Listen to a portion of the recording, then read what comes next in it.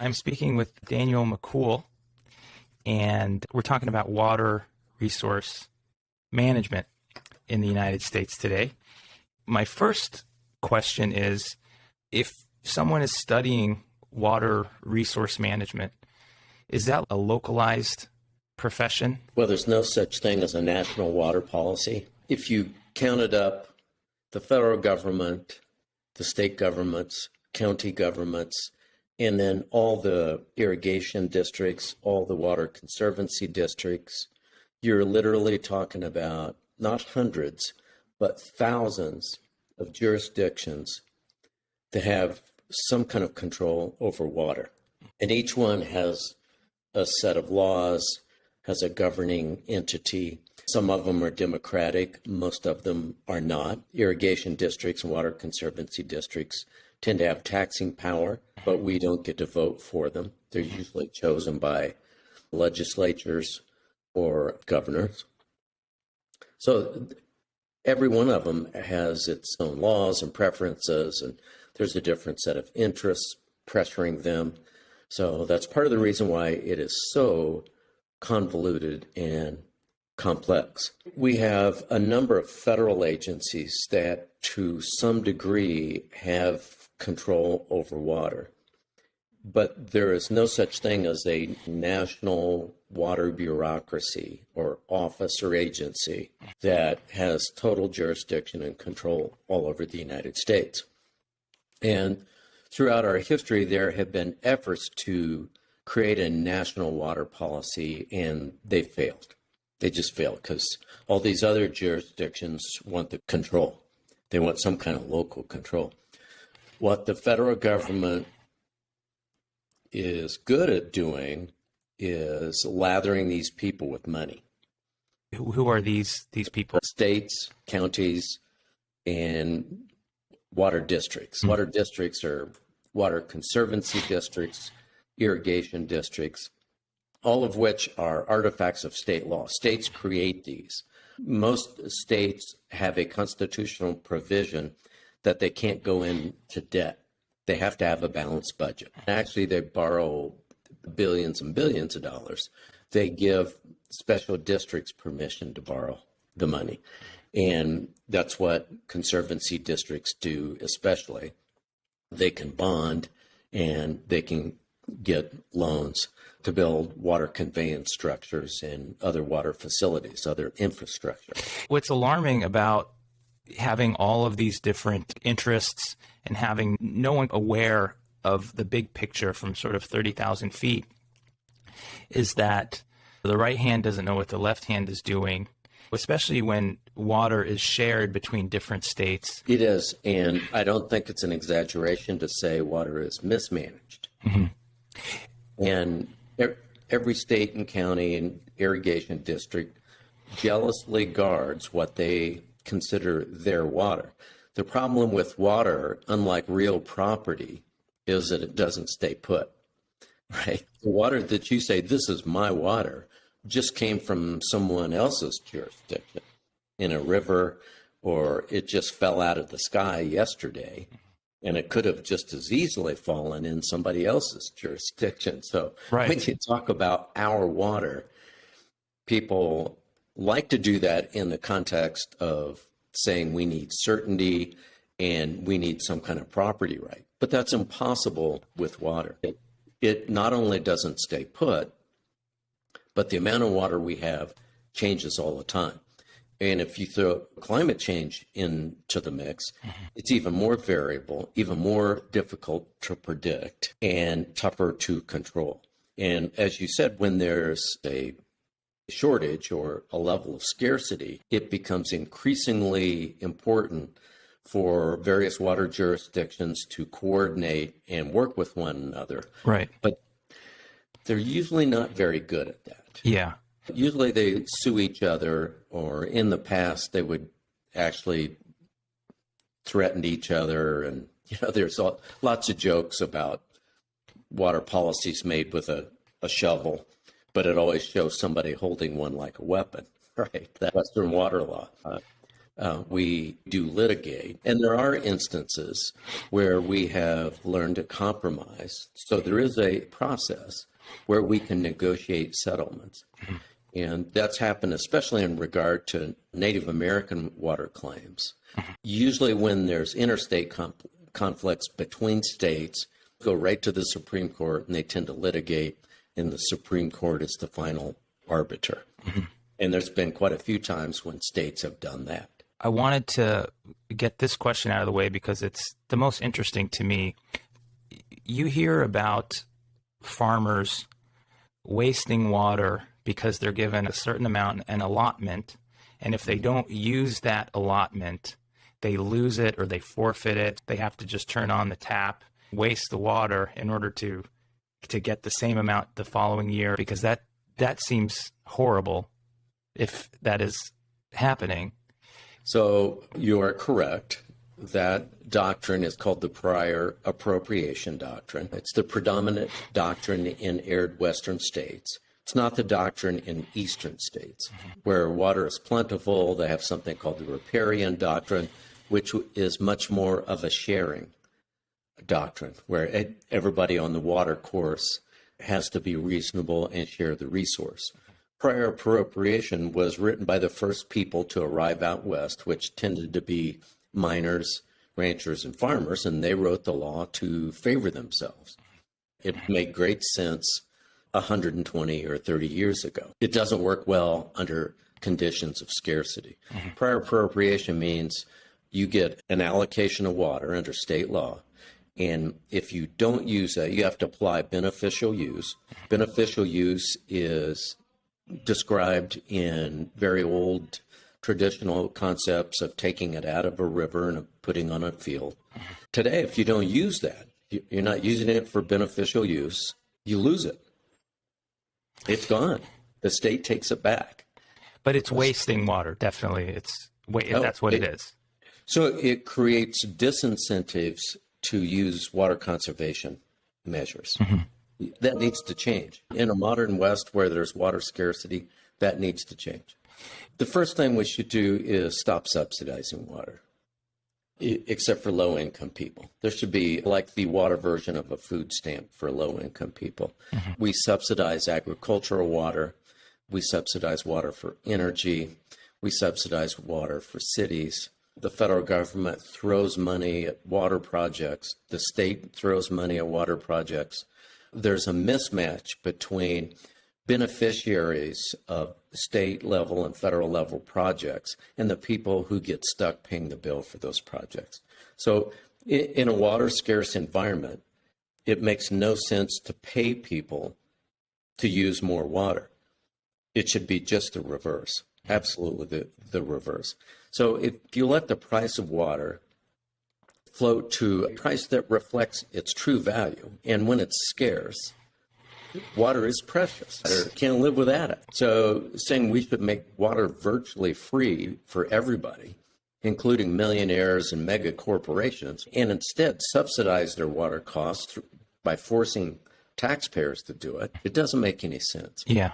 So rule number one is stop subsidizing wasteful water projects and start asking beneficiaries to pay, with the proviso that for low-income people, we should have the water equivalent of food stamps so that there is a human right to water, so that even poor people have enough water to live.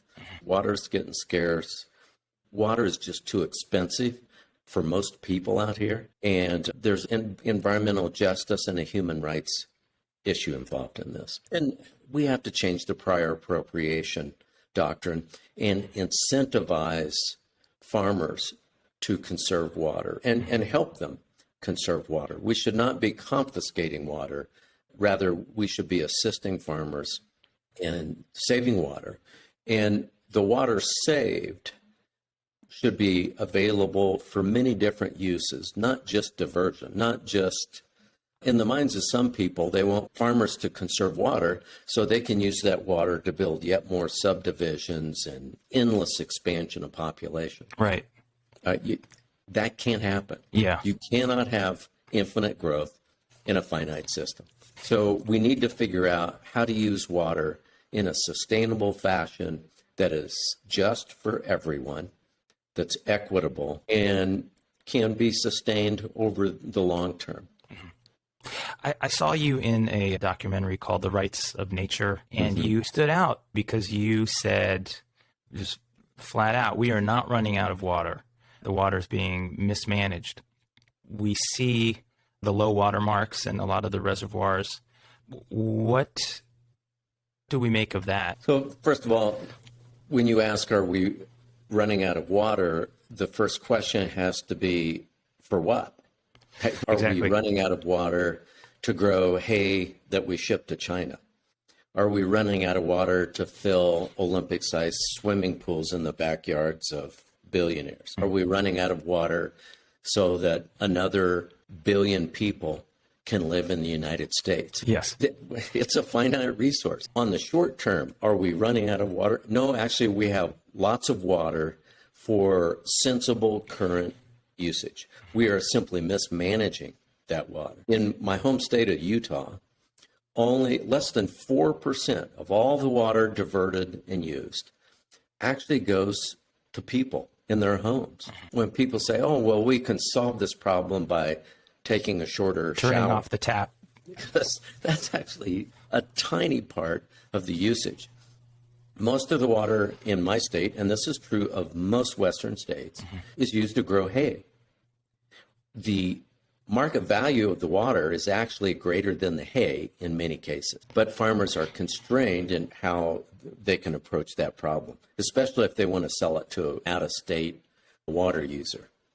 And hay is a low-value crop compared to other crops.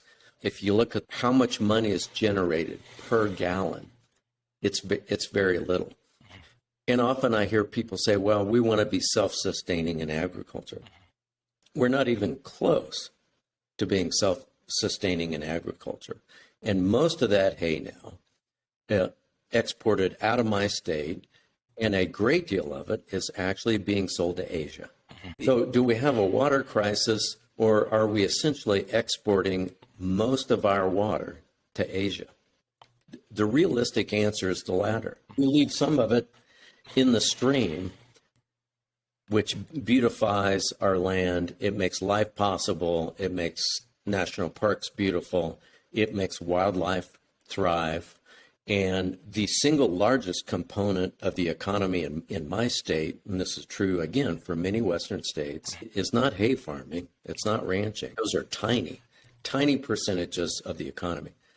It's the tourist economy. It's the recreation economy. And that's what draws people out here. The state was the fastest growing state in the U.S. in the 2020 census. Why do people move to Utah? Beautiful. They're not coming here to become hay farmers. They're coming here for the amenity values, because there's 7 national parks and national monuments and wilderness areas, and it's beautiful. And to keep that beauty, to keep that amenity value, it takes water. That's a great use of water, keeping the land alive and healthy and beautiful. We need to have that in mind today. So here's a statistic, and this is conservative when it comes to food. So a pound of vegetables, 39 gallons of water per pound, and the conservative for a pound of beef, 1,847 gallons of water. Absolutely. And the reason why that's so high is because they're fed hay and alfalfa. That's why it's so water intensive. So if we ate 10% less meat, red meat especially, yes, we'd use a lot less water. But farmers are not going to then produce less hay. So if we all became vegetarians tomorrow, it would just mean that more meat eaters in Asia would be eating meat and dairy products from cows fed from Utah and other Western states hay. So just saying let's all eat less meat, we have to change wasting water and incentivize holistic, wise use of water. And the key to that is involving agriculture, listening to farmers, giving them more freedom, not less, to decide how and when they want to grow crops and where they're going to market that and how they're going to use their water.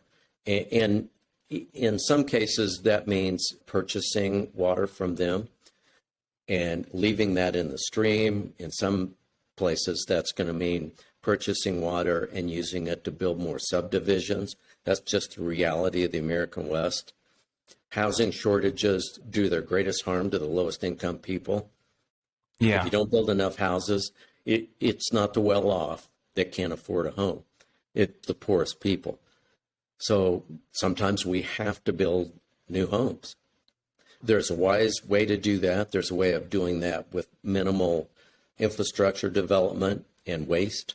We're not doing that by building massive subdivisions that are only available to people of means. Yeah. But there is a way to accommodate that. So we have to think about all these different policies together. It's not just water policy. It's energy policy, it's development policy, it's housing policy, it's transportation policy. All of those are involved in how we manage water. And what I'm saying is the solution is a holistic solution where we all work together in a systemic way. A completely balkanized process and a dramatic need for comprehensive systemic ecosystem management type of approach. Big gap. And you said in the beginning of the show, there's no federal water policy in the United States. It seems as though there is room for federal policy when it comes to the exporting of hay. Just saying we're going to limit the amount of hay that we send. Why are you laughing? Oh, they would scream bloody murder. Really? Oh, the farmers. Oh, yes. Yes, they would be talking about revolt. Because it's some money out of their pocket? Yeah. Yeah, it's much instead of imposing something from the federal level, it's much better to sit down and talk with farmers and say, how can we work together to solve this problem? Wouldn't they just say? Let me just clarify. Yeah, there are certainly federal laws that apply to water, and this is especially true of water quality. We do have national policies in regard to water quality because of the Clean Water Act. What we don't have is a national water allocation policy. And what might that look like? That would have to overcome fierce state resistance and resistance from irrigation districts. But at some point, and I think the test case for all this is going to be the Colorado River, because it's at a turning point, a dire crisis.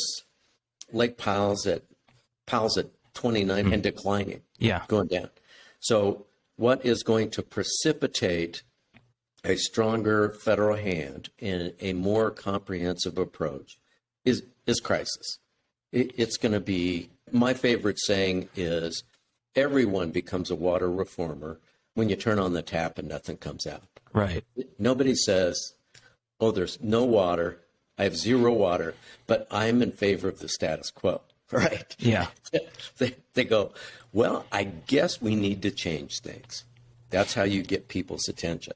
And people who just 10 years ago in the Colorado River were saying, we'll never change the law of the river over my dead body. They're actually meeting right now doing precisely that. They're not doing it because they suddenly became educated and illuminated. They're doing it because there's not enough water. There's just not. You can't pretend when you go to Lake Powell and look at that and say, yeah, there's plenty of water. The current system is working. So you know the old saying, never waste a good crisis. Yeah, we're there. We're there in the Colorado River Basin, and it's going to happen elsewhere. Is the Colorado River is that the basin that triggered a federal emergency declaration a few months back? Or yes, in September. Yes, there's a sort of a shortage sharing plan and it depends on the level of Lake Mead, and Tier 1 was reached. So basically the lower basin states have to reduce the amount of water. And it's continued to decline, and the cuts become much more draconian as Mead declines and we go to other tiers. So we're really being forced to reevaluate how we use water in the Colorado River Basin. And about 70% of that water is used for agriculture. A lot of that is used most of it's for hay, and the rest of it is used for crops that are actually in surplus in the United States. We used to pay farmers not to grow these crops because they were overproduced. And because of the gap between supply and demand, the price they'd get was too low because the supply was greater than the demand. We don't pay them anymore because now China buys it. So once again, we're subsidizing the dinner table in China. I don't have anything against the Chinese people. I just don't understand, if we're water short and we're $21 trillion in debt, why are we subsidizing water and essentially the meals of people in China? That doesn't make sense to me. Is this problem neutral in terms of people on the left side of the aisle and the right side of the aisle? Is there one side that's pushing reform, or is it just more like a top-down thing? Yeah, that's a great question. Historically, water policy has been nonpartisan and has been non-ideological.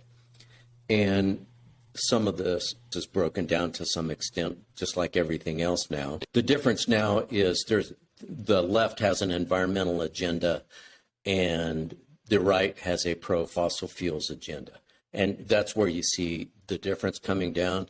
But it's amazing when you start handing out federal subsidies, Democrats and Republicans are best of buds when they realize they can get their hands on some federal money, and they'll all come together, get what they regard as their fair share of the taxpayers' money. And who's opposing that? Well, it's the odd fellows combination of environmental groups and fiscal conservative groups like the Taxpayers Union. So there are still situations where you see a non-ideological approach where you have conservatives and liberals both agreeing to either develop water and spend money or to oppose that for different reasons. So some of the really big projects that are supported in Utah here, like the proposed Lake Powell pipeline, it is fully supported by almost all the Republicans who are all quite conservative in Utah,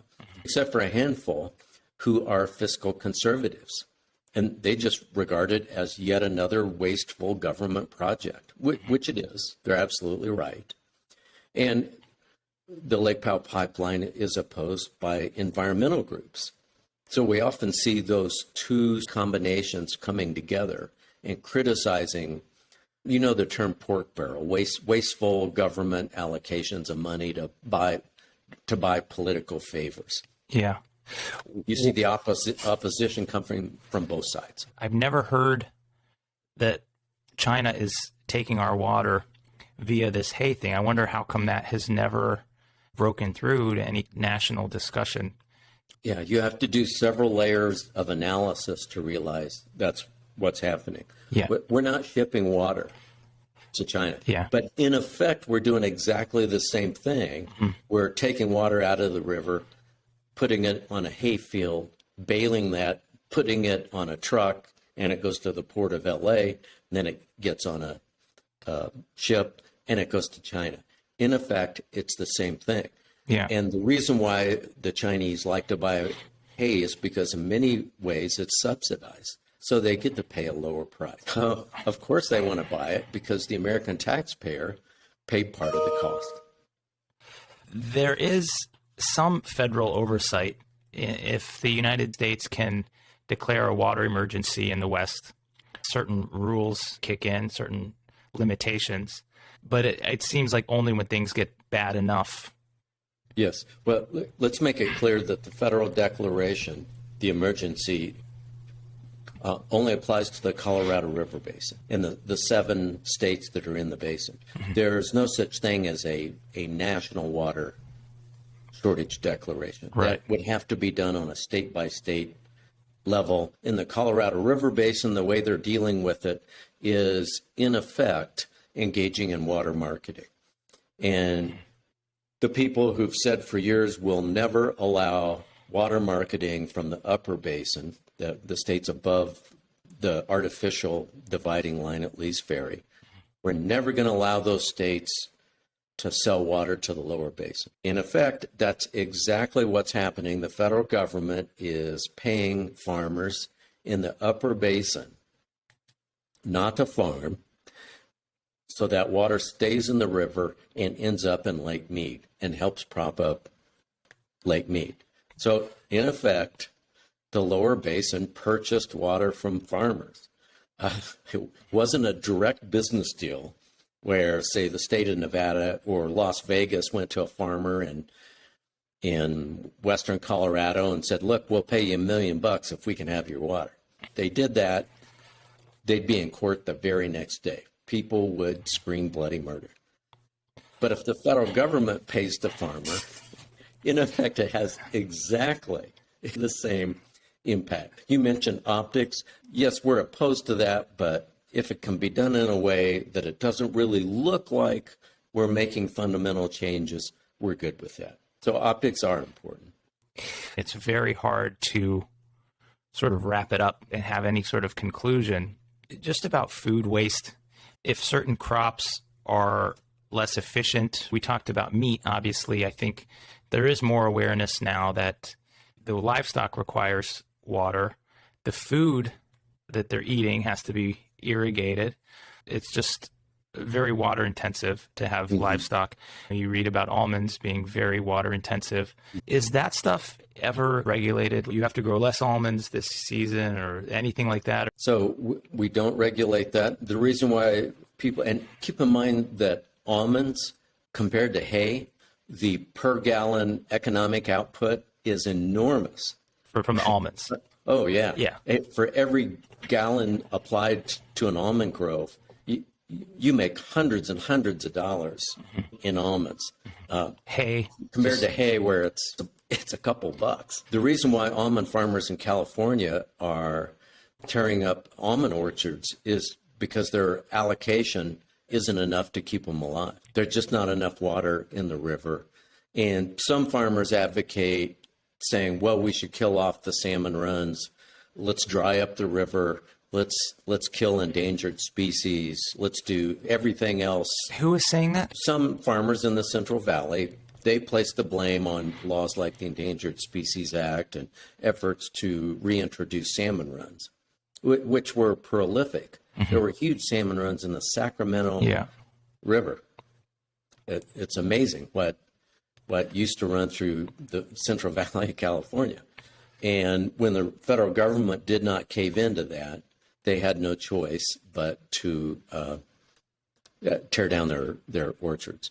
So we really need to talk about how do we incentivize farmers to use less water and grow crops that are essential to the food supply of the United States and prioritize that. And I'm not suggesting we shouldn't grow food for poor countries or developing countries that need food. I think we should, but I don't put China in that category. They've got plenty of money and they're buying it. Oh, I'm not talking about that. But again, without a crisis, that level of change is not going to occur. But the crisis is here. I was going to ask you about pollution in the water. I mean, how much of your work is spent also making sure that the water is clean and fresh and free from contaminants? It can't all be allocation. It has to be, is stuff getting dumped into the water as well? How much of your attention or of that industry, of the water management industry, goes into making sure the water's clean? That's a great question. and it's another troubling answer. It's a different expertise.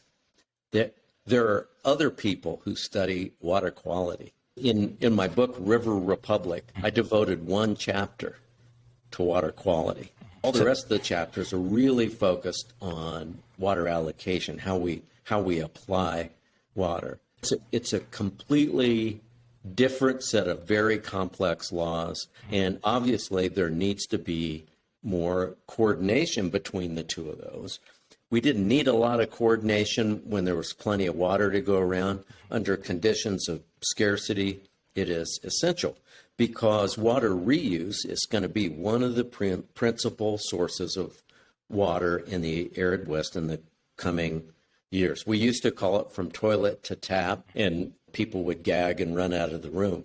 We can't call it that anymore. Now there's all these euphemistic phrases, but that's exactly what it is. And we're actually already doing that. We already take sewage water, treat it, and use it for drinking water. That's essential. We're going to see more of that. Where are you located? Are you in Los Angeles? Well, I'm on the East Coast now, but I lived in Los Angeles for years. Well, you were drinking recycled sewage water. I know there was I didn't know that, but there was one of the gubernatorial elections, there was a candidate who their sole issue, their sole platform was no toilet water. And they had my vote, but I guess they lost. You've got a lot of knowledge and experience on a lot of different topics, so it was great. Thank you. So we're talking about water and voting. River Republic seems like a pretty cool read. Yeah, that's my favorite because I worked on it for 15 years, and it's a quasi memoir in a summary of work I'd been doing my entire professional life. And I got to go out and interview a lot of people who do river restoration all over the country. Well, thank you so much. All right, John, Have thank a great you. one. Thanks for having me. You got it. Bye-bye. Bye.